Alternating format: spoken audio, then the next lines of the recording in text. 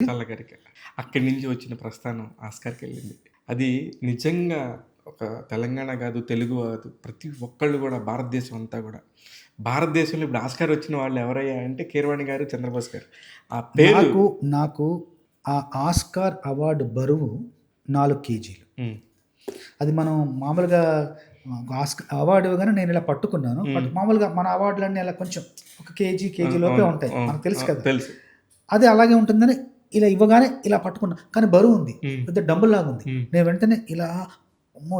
ఇంత బరువుందని చెప్పి ఒక ఇచ్చాననమాట. బరువుగా ఉందని చెప్పేసి. అది 4 కేజీల బరువు ఉంటుంది. అది 4 కిలోల బరువే కానీ, ఉండడానికి 4 కిలోలే కానీ 140 కోట్ల భారతీయుల కలల బరువు, 140 కోట్ల భారతీయుల గెలుపు బరువు, 140 కోట్ల భారతీయుల పరువు బరువది. సూపర్ భయ్యా! సూపర్. నిజంగా. నిజంగా గూడా అది ఫీల్ అవుతున్నాం.